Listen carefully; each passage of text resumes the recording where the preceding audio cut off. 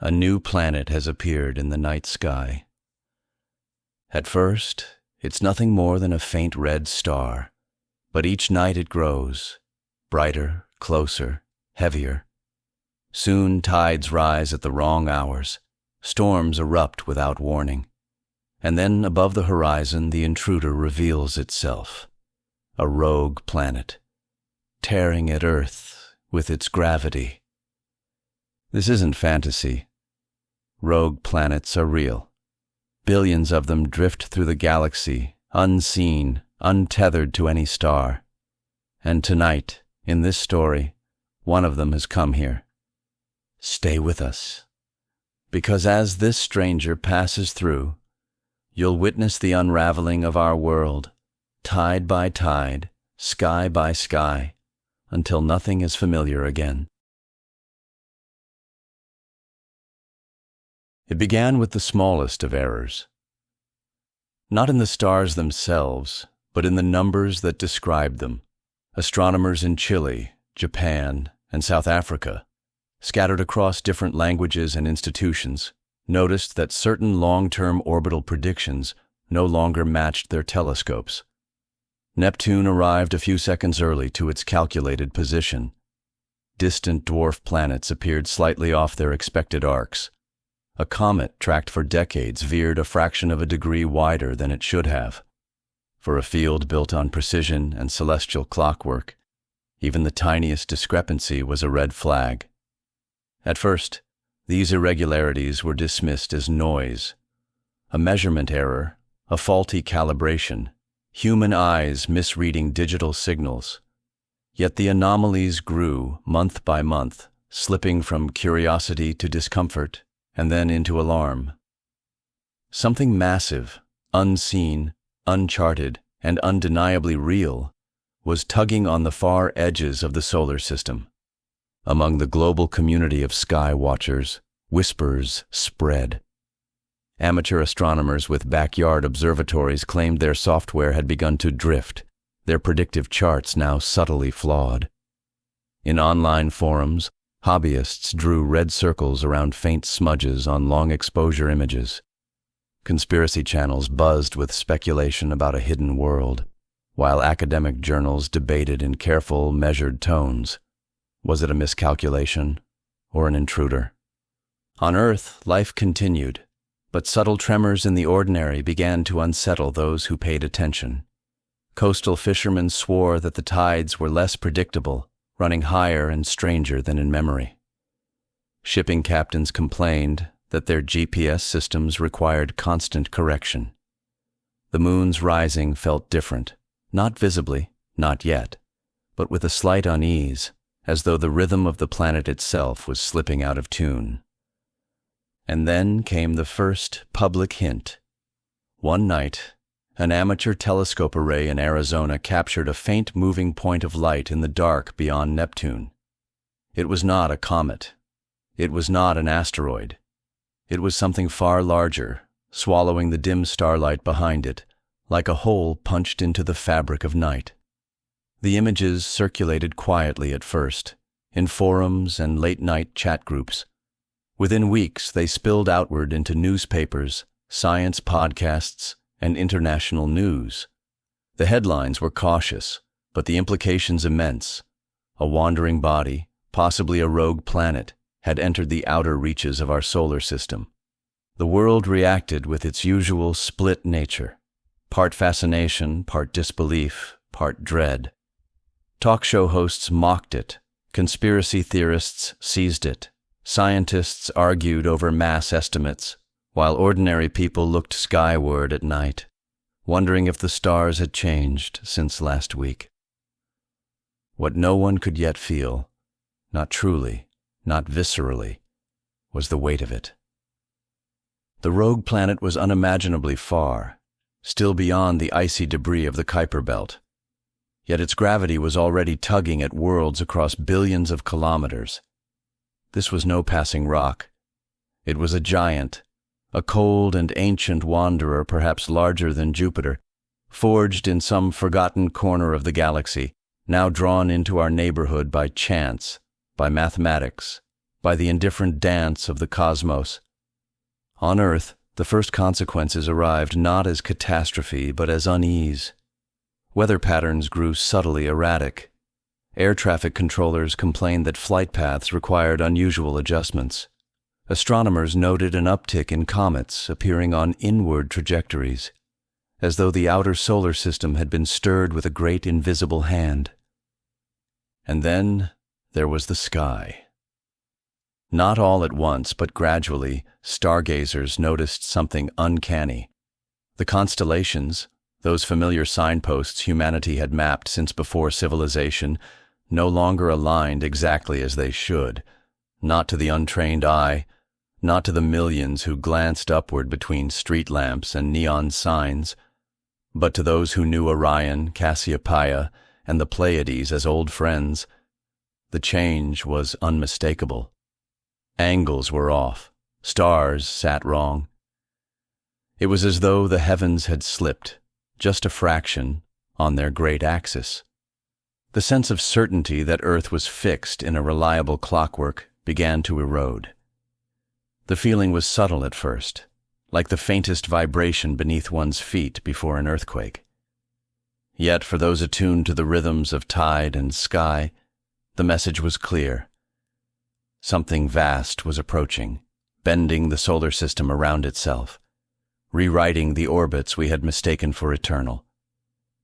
And so the story of the rogue planet began not with fire or flood, not with thunder or collapse, but with silence, with small numbers written in lab books, with whispers on message boards, with fishermen and farmers muttering that the world felt different. The intruder was still far away, but it had already announced itself. The solar system was no longer only ours. The stranger had entered the gate. The approach of the rogue planet was measured not in days, but in distortions. Gravity itself began to show its teeth. By the time it crossed into the outer system, slipping past the Kuiper Belt like a shadow through snow, the solar system trembled. Jupiter's magnetosphere, normally a shielded colossus, flared with strange auroral storms, glowing brighter than ever recorded. Its bands twisted, as though tides were running not just through oceans, but through gas itself. The Jovian moons, Europa, Ganymede, Callisto, shifted minutely in their orbits, enough that radio telescopes on Earth struggled to track them. For astronomers, this was revelation. For everyone else, it was interference. Shortwave radio operators began to notice static, not the old familiar crackle of storms, but long sweeping distortions that rolled like unseen waves. GPS satellites fell out of sync, requiring constant mid-course corrections. Spacecraft beyond Mars sent back scrambled signals, their transmissions laced with ghostly echoes. The world began to live in two realities. In one, humanity continued its rituals, going to work, trading markets, flying planes, raising children. In the other, those who stared at the sky felt the pull of inevitability. The rogue planet was not yet visible to the naked eye, but its influence was everywhere. The seas responded first. Fishermen in the Pacific reported tides that defied centuries of knowledge. The great rhythms of the moon, predictable, calculable, now faltered. Storm surges appeared on clear days. Coastlines eroded not in decades, but in weeks. Island nations grew uneasy as the ocean pressed inward with no storm to blame. It was as though Earth had a second, invisible moon pulling at its waters. The moon itself betrayed the secret. Sensitive instruments detected a deviation in its orbit, a tiny widening that should have been impossible. Humanity had always believed the moon would keep its distance, a guardian of tides and balance. But now it was shifting, following a rhythm dictated not by Earth, but by something further out, something immense. And then came the sky. Night after night, faint disturbances began to paint themselves above us. Aurora Borealis stretched further south than anyone could remember, spilling green and violet curtains over Europe, over Texas, over the deserts of North Africa. At first it was breathtaking, an atmospheric spectacle gifted to millions who had never before seen such light. But for those who understood, it was a warning. Earth's magnetic field was being shaken, tugged, bent by an intruder that was still too far away to see with the naked eye, yet already rewriting the physics of our world. Still, disbelief endured. Governments avoided panic by speaking of temporary anomalies. News anchors smiled as they explained that humanity had weathered comets, asteroids, even superstorms before. But beneath the reassurance, cracks spread. Scientists argued on broadcasts about the estimated mass of the rogue world. Economists wondered aloud about insurance liabilities if tides swallowed major ports. Preachers raised their voices, pointing to the heavens and declaring omens. And among ordinary people, a strange sense of presence emerged, a feeling that something vast, something beyond comprehension, was on its way. It was not seen yet, not in the raw light of human eyes, but it was felt. In the restless seas, in the longer nights, in the static hum on a car radio. Somewhere beyond the reach of telescopes, an enormous planet moved silently, bending the solar system around it. Earth was beginning to answer. And though humanity had not yet glimpsed its intruder, every tide, every flicker in the night sky, every whisper of interference told the truth. The stranger was coming closer. Its gravity was already here. The first true fractures came from the oceans. For centuries, the tides had been humanity's quiet companion, predictable, cyclical, governed by the moon's steady hand. Now they turned erratic, as if some vast invisible hand were pulling unevenly at the world's waters. Coastlines collapsed in silence at first. Fishing villages in Bangladesh woke to find their docks swallowed overnight, though the weather had been calm. On the eastern seaboard of North America, tides ran so high that piers were torn loose and cast inland like driftwood. In the Pacific, islanders gathered at shorelines, watching in awe as waves rolled in at the wrong hours, breaking against cliffs with unnatural rhythm. The disruption spread beyond the shore. Shipping routes, the veins of global trade, faltered. Cargo ships missed ports, unable to dock against furious waters. Naval fleets scrambled as their vessels drifted dangerously close to rocks despite calm seas. Insurance companies collapsed under claims, while inland cities watched their food supply chains wobble. The rogue planet was still unseen to most eyes, but its presence was written in salt and foam. Inland, the climate began to twist. Weather models failed entirely. Hurricanes formed outside their seasons, curling across seas with no warning. The jet stream fractured, slinging storms into regions long unaccustomed to them. Torrential rains flooded deserts.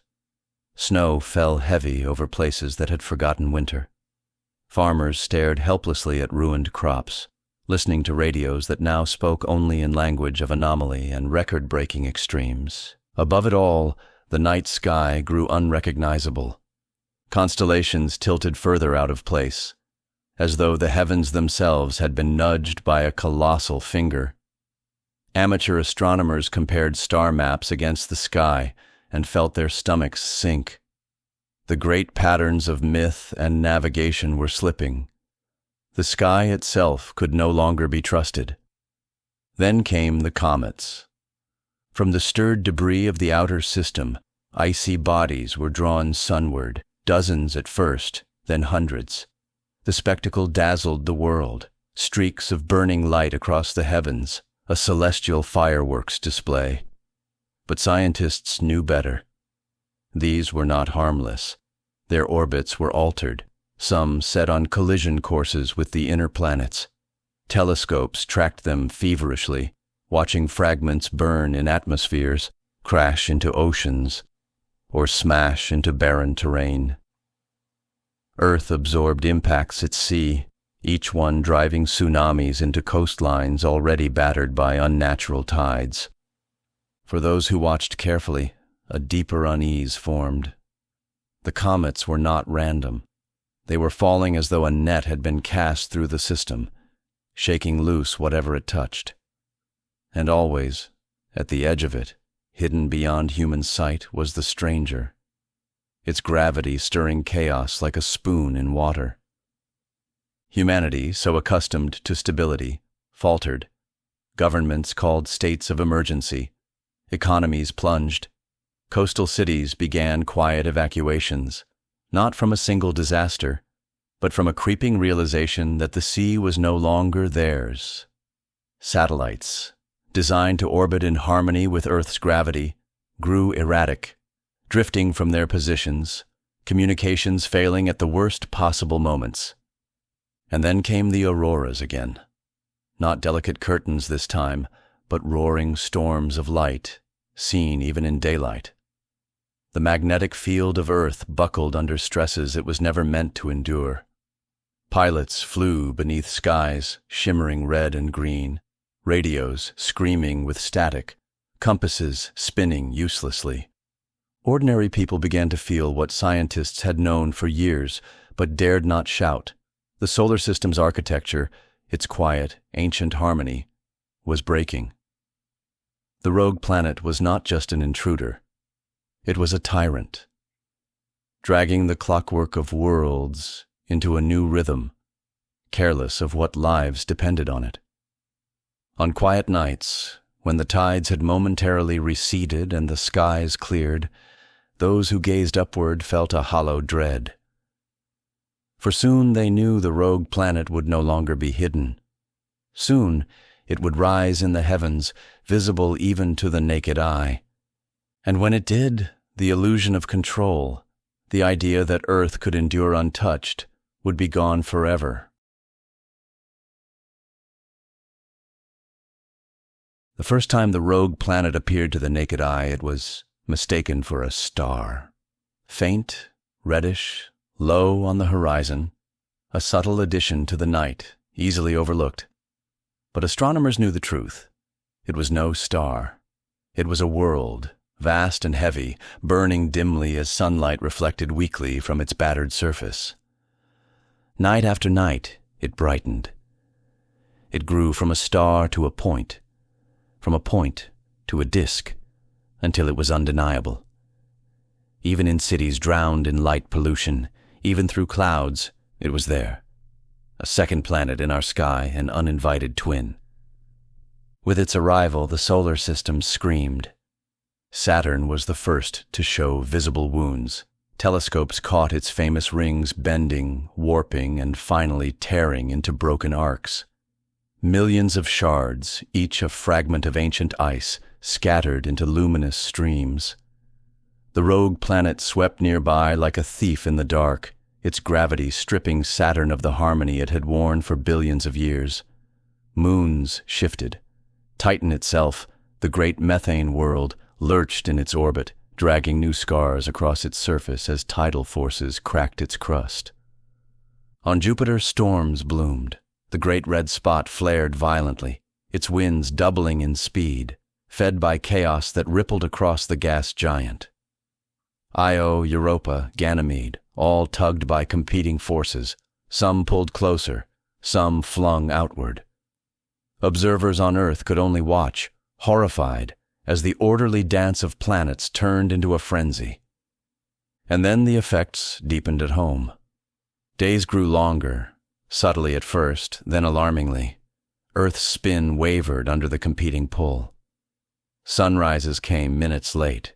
Shadows stretched strangely, and the global clockwork began to fracture. Tides now rose to monstrous heights, swallowing ports and flooding whole coastlines in permanent saltwater encroachment. The The seas did not recede fully anymore. Instead, they lingered, pressing inland, as if the oceans themselves were straining to reach the stranger. Nights, too, changed. They were not dark. The rogue planet glowed above, a bruised and ominous orb casting dim light across the land. It was larger than the moon now in the sky, and its sheer presence dwarfed everything. The stars around it bent, their light distorted by its immense gravity. To look upon it was to feel small, to feel the weight of cosmic indifference pressing down. Civilization fractured. Underground shelters filled with the fearful, those who believed Earth's crust itself might crack. Others fled to higher ground, abandoning drowned cities and broken shorelines. Nomadic flotillas drifted across seas, desperate to follow shifting food supplies. And everywhere, new religions bloomed. The rogue planet was worshipped as destroyer, as savior, as herald of a new age. Some gathered in fields at night, chanting beneath its glow. Others built shrines, lighting fires visible from space. Science struggled to keep pace. Telescopes could no longer capture clean images. The skies were crowded with auroras, with comets, with the rogue world itself blotting out starlight. Equations bent under too many variables. Predictions failed, confidence collapsed. What had once been the most stable clock in human history, the movement of the heavens, had become a roulette wheel. And through it all, the rogue planet drew closer. Closer than Mars. Closer than the sun's icy sentinels. Close enough that Earth itself groaned. Seismographs erupted with constant tremors. Volcanoes awoke from centuries of silence. Mountain ranges buckled, rivers shifted course. Fault lines lit the night with fire. To stand outside was to feel the weight of two worlds tugging at you, Earth below and the intruder above. Birds faltered in flight. Animals grew restless. Even the wind seemed unsure, shifting direction without reason, howling at strange hours. The rogue planet had come into the open at last. It was no longer whispers in observatories, no longer numbers in equations, no longer ripples on the tide. It was a world visible with the naked eye, a massive, indifferent body, rewriting the sky and pulling Earth apart in its passing. The end was no longer theoretical. It was overhead. The rogue planet did not stay. It never intended to. Worlds like it are wanderers, drifters cast loose from their birthplaces, condemned to eternal exile through the galaxy. Our solar system was only a stop along its endless journey. But in the brief span of its passage, it left behind a universe rewritten. Its retreat was not sudden but gradual, like the drawing of a tide. Slowly, the monstrous disk in our sky began to shrink, fading back into the ranks of the stars. And yet the relief was hollow. It had come close enough to leave scars that would never heal. Earth was no longer the same planet. The oceans had redrawn its map. Shorelines retreated inland by hundreds of kilometers, swallowing ports, cities, entire nations. Once great coastlines now lay beneath permanent salt water, their towers visible only as jagged silhouettes beneath the waves. Inland seas spread across continents, forming new climates, new ecosystems, but leaving famine in their wake. The moon, once Earth's faithful companion, now wandered a new orbit, higher, slower, estranged. Its rhythm no longer matched the ancient calendars of humanity. Nighttime tides rose and fell unpredictably, cutting deep scars into coasts. For fishermen, for sailors, for farmers, the old knowledge was gone. The world was untethered. Climate, too, had been broken. The rogue planet's gravity had tilted Earth's axis by a fraction, yet enough to shift the seasons into strange patterns. Winters dragged on too long, summers burned too short. Rains came where deserts had ruled for centuries, while fertile lands dried to dust. Crops failed. Famines spread. Humanity, once master of prediction, found itself at the mercy of a climate no model could capture. Above, the night sky bore its own wound. Constellations had been shifted, some pulled apart entirely.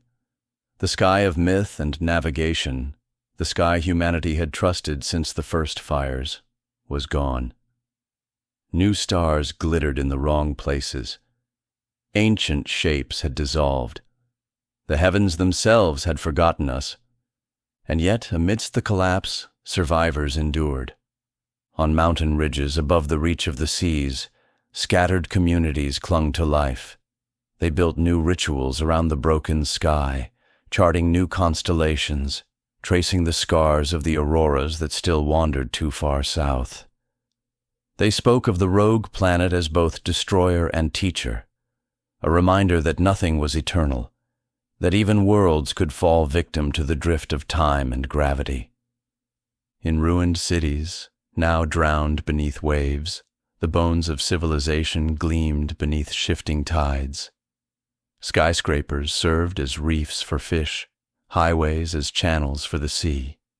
Humanity had been humbled, reduced, forced back into pockets of survival. Yet still fires burned at night. Still voices told stories. Still there was memory. The rogue planet itself was gone now, dwindling into the darkness, a faint ember against the stars. But its presence lingered in every horizon, every altered shoreline, every glance upward at a sky forever changed. It had passed through our system like a stranger through a village, wordless, indifferent, leaving behind only silence and ruin. Yet, in that silence, there was also awe. For the first time, humanity had glimpsed the fragility of its home and the immensity of the universe beyond. We had thought our world stable, our place secure, our skies eternal. But the rogue planet had shown us the truth. We are fragile guests in a restless cosmos. And as the stranger vanished into the void, carrying with it the echoes of Saturn's shattered rings and Earth's drowned shores, a final thought remained, whispered beneath the auroras of a broken sky. It will not be the last.